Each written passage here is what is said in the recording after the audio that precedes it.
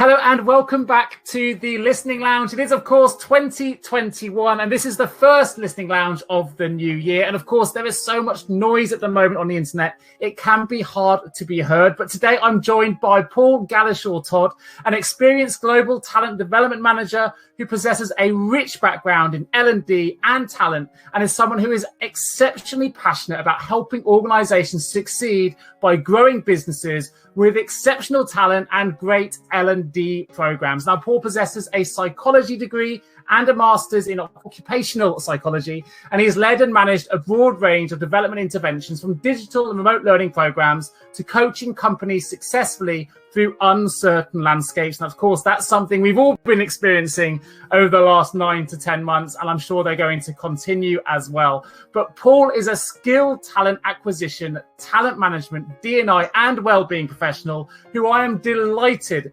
today to welcome to the first episode of the Listening Lounge in 2021. So Paul, welcome to the show. Thanks, Nick. Nice to join you. Absolute pleasure. Let's jump into question one. You have, of course, been involved in management development for a number of years, but what are the typical challenges you're seeing for managers around feedback and one-to-ones in particular?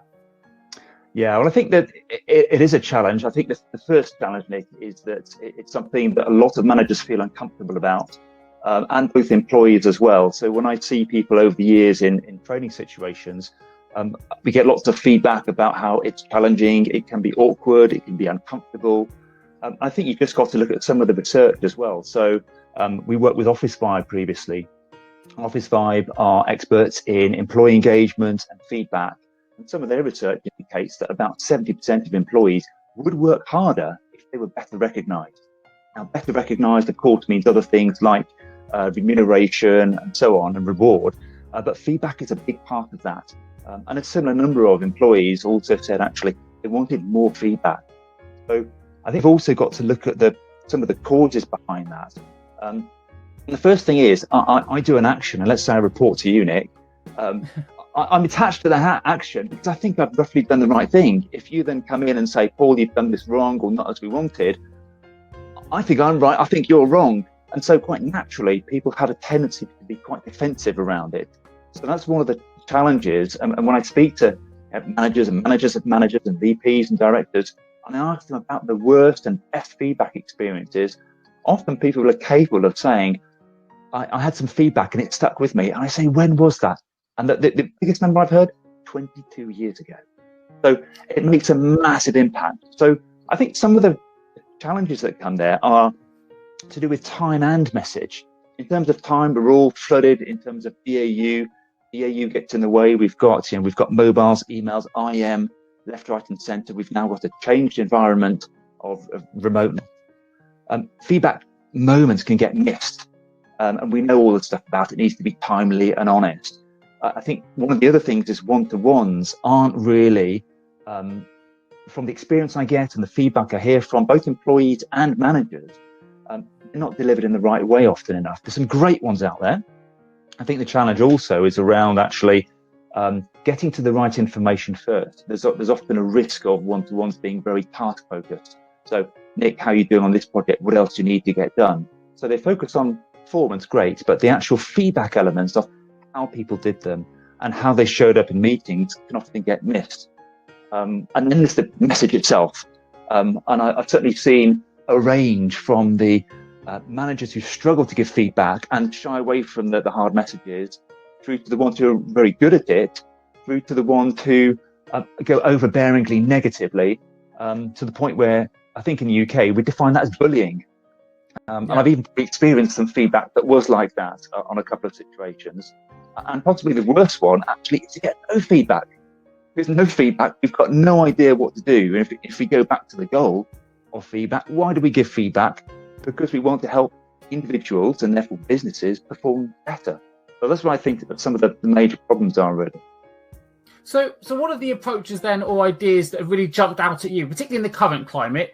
Giving feedback now has changed, certainly has for me in the way I give feedback to my staff, because often I have to do it now remotely. Certainly we're now into second lockdown, if you like, and the way that I would deliver feedback has changed. I've got to change that mentality. What kind of approaches have jumped out at you? Yeah, well, I think you're right. I think firstly, we need to look at the context that a lot of people are more remote now. some of our colleagues who were remote are looking at us now and saying, now you know what we've been like for 5-10 years. We've worked for years. Now you see the challenges. But I think some of the things that we need to get right when giving feedback are making sure the conditions are right now. So we're both doing this remotely, but we need to just simple things like making sure our employees are equipped with the right tools so that they are comfortable. Obviously, internet signal and broadband, etc., are critical things, and we need to be supportive of employees so that they feel comfortable, both when giving and receiving feedback. Many years ago, when I started coaching, I used Skype a lot. I knew one particular client, the signal was always very challenging, and it was the hardest coaching session ever because I could never quite hear properly. And if you're in that kind of context, we should stop straight away. You cannot give feedback in that way at all. So you've got to make those conditions really conducive. But I would go beyond that as well. I think now we've got an opportunity to look at things differently. We see things in people's background. We also need to check whether it's a safe environment. Do they feel safe? Have we got the door closed? Both the person receiving feedback and giving feedback. I think the worst thing we could do, having said that, is say, right, Nick, we've got a meeting on Tuesday. Can you make sure you're in a safe environment and shut your door? Because I think you would run a mile. So I think it's something we need to contract right at the beginning of one-to-ones and making sure we've got that environment that's safe. I think in terms of techniques at an individual manager level, we'll all know perhaps of the traditional feedback sandwich of, positive, negative, positive. Lots of challenges with that. 1, it can be a monologue. 2, we lose the message in the middle. 3, we say our message and we run off with the positive thing of, oh, Nick, but it's okay because you're amazing at tennis. And we run off into the hills and then we can get on with the AU. But actually, we've missed the point there. I think there's 2 critical things. Number 1 is actually, rather than diving in with our feedback, one of the best ways to give feedback is to find out how this person feels they did first. So it's rather than me saying, Nick, in that meeting you were X or you didn't do X.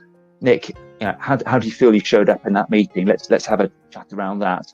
So when I give my feedback, which should of course be specific, I think a nice sentence can often be, I noticed that. So it's taking out some of the judgment upon you on the feedback. And then we've got an opportunity, rather than lining it with the positive about your wonderful guitar playing in the background or your wonderful tennis skills, we should be focusing on how can you develop this skill better next time, and how do we want to work together, and how do you want me to give you feedback on that. So there's lots of other techniques which are quite useful. So like there's AID, which is action, impact, and desired outcome. A similar process. A lot of people like to start, stop, continue because it's very short, very simple, and it's easy to do without judgment. Just saying, here's what I'd like you to do differently. Another approach that's very handy that links into finding the more positive things that people do, because although the common criticism is we receive too much negative feedback, we don't give enough positive feedback. And we heard that 70% of employees would like more feedback. Sure. Marshall Goldsmith is a big exponent of this, and he's got lots of free resources. He talks about giving feed forward. So not I'm going to tell you about the past, Nick, because you can't change the past. The past is done. And we tend to be quite defensive, as we've already discussed around that.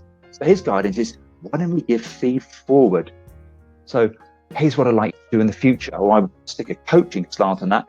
How would you like to behave in the future in these meetings, or what would be the best approach and the way you could show up differently? So those would be some of the more individual techniques that I would recommend people looking at.